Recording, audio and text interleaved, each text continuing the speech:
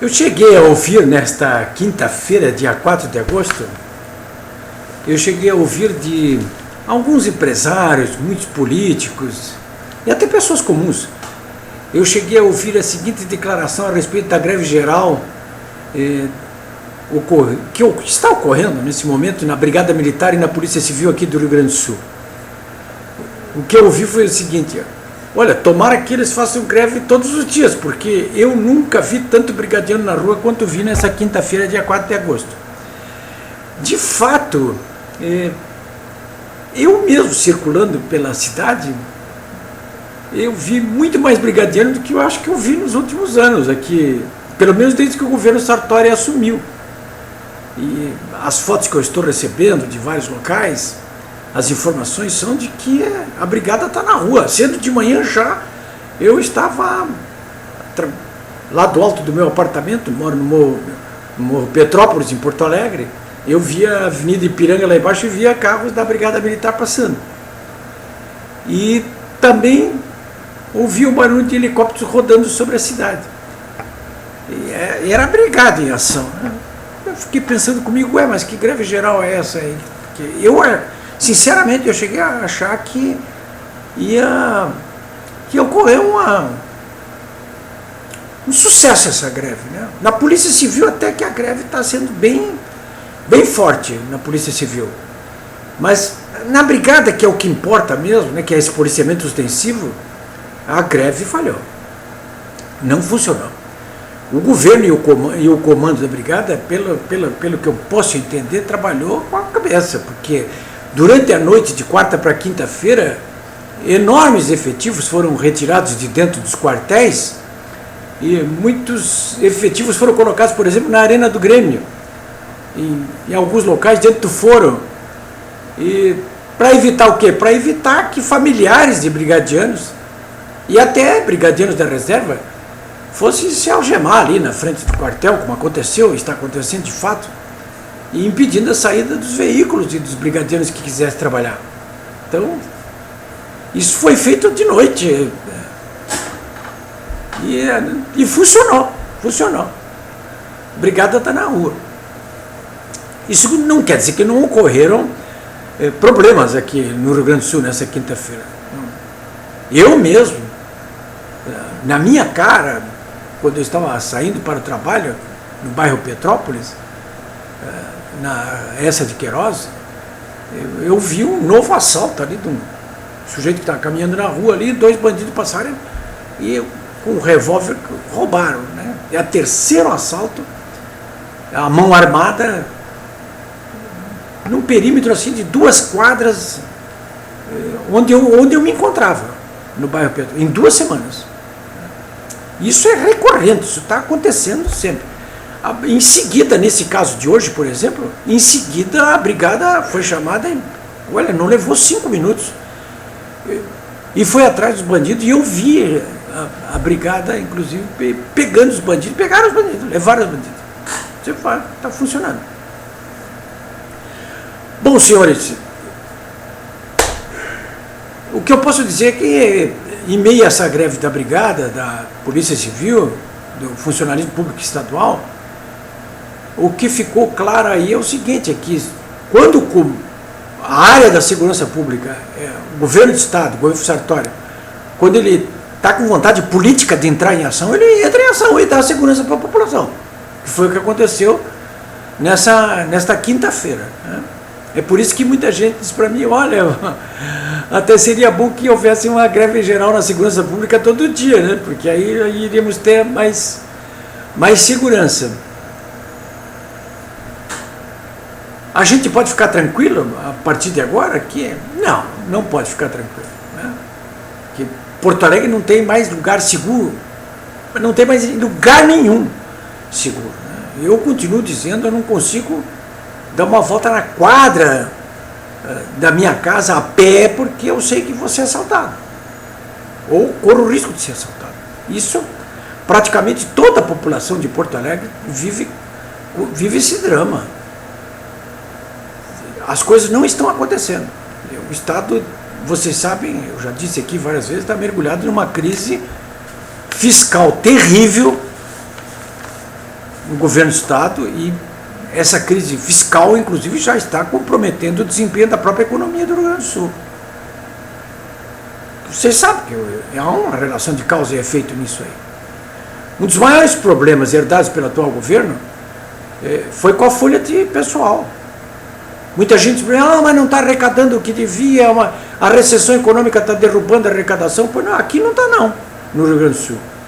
O governo Sartori conseguiu elevar as alíquotas do ICMS logo no início do ano, e com isso ele está garantido ali uma arrecadação sempre num pequeno patamar acima da inflação. Portanto, está havendo um crescimento real, como aconteceu em julho, inclusive como eu demonstrei em primeira mão aqui.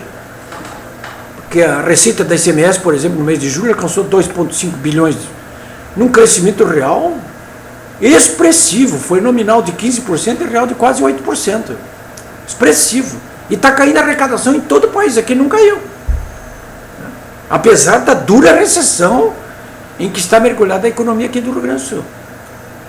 Mas o peso, as despesas ainda existentes, os gastos, principalmente de pessoal, estão muito acima do que se consegue arrecadar. Esse governo do PT, do Tarso Genro, já disse aqui, repito várias vezes para vocês, deixou uma herança maldita, malditíssima para o governo Sartori. Ele recebeu uma herança bendita da governadora Ieda Cruz.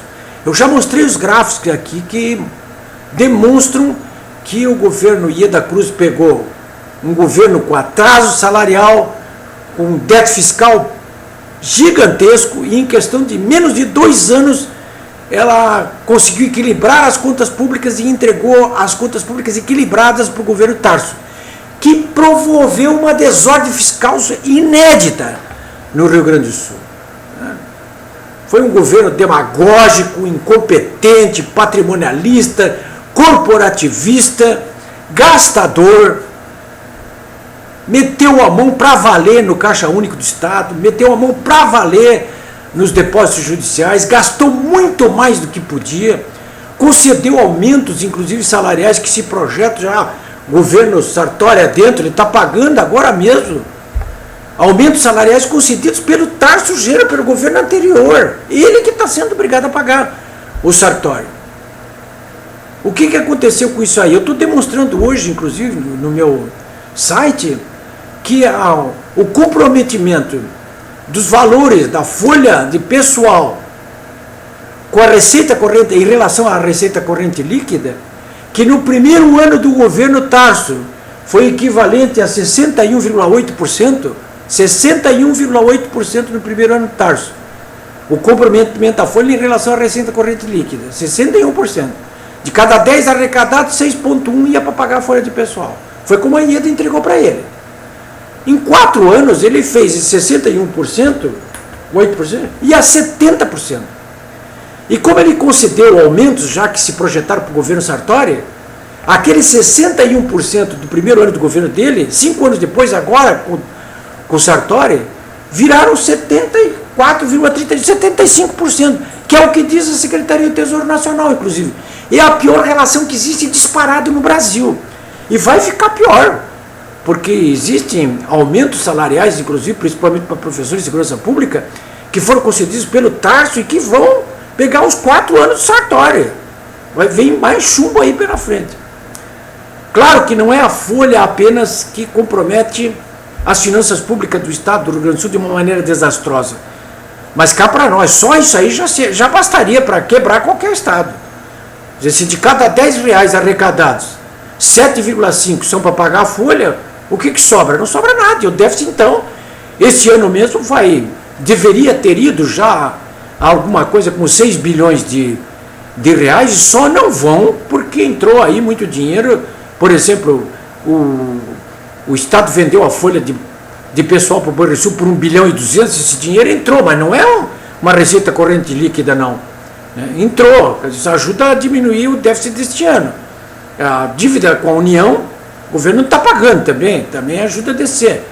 Então aqueles 6 bilhões que estavam projetados no início do ano, ainda assim, por mais que o governo Sartori faça, no mínimo 2 ou 3 bilhões. Então se alguém está esperando que a situação financeira do Estado se acomode daqui para frente, não vai se acomodar. Eu quero dizer com isso que o funcionalismo não deve protestar? Deve, claro. Devia ter protestado quando o governo Tarso Genro fez aquela derrama salarial, aquela derrama fiscal. Ninguém abriu a boca. Principalmente as elites do funcionalismo estadual do Rio Grande do Sul não abriu a boca e ficou batendo palma. Elegeu, aliás, o senhor Tarso. Ele teve esse compromisso e cumpriu esse compromisso e quebrou o Estado. Né? O fato é que agora, de qualquer maneira, o governador Sartori está numa encruzilhada, porque isso que aconteceu hoje na área da segurança pública aqui é um aviso forte, hein? Não, a greve não foi um êxito, mas não foi um fracasso também não. E foi um primeiro aviso. Se ele continuar parcelando os salários que já fez nos últimos 8 meses, nós vamos ter dias de sangue, suor e lágrimas aqui no Rio Grande do Sul. Eu acho que está na hora do governador Sartori tomar algumas medidas enérgicas para tentar, pelo menos, mostrar algum farol aqui para o Rio Grande do Sul. Na área política, por exemplo, podia começar substituindo o secretário da Fazenda, que já deu o que tinha que dar. Ele não tem mais imaginação, vontade, coragem, ousadia e conhecimento para mexer nisso que está aí. Alguém poderia me dizer assim, não, mas vai mudar as moscas. Bom, então muda as moscas, pelo menos. Quer dizer, politicamente que faça gestos que sejam, inclusive, dramáticos. Né? O governador não gosta desse negócio de dramáticos, né? Mas ele está vivendo uma situação dramática. Nós estamos vivendo uma situação dramática. Quer dizer, para situações e crises heróicas, são gestos heróicos que são necessários para mudar o que está acontecendo aí.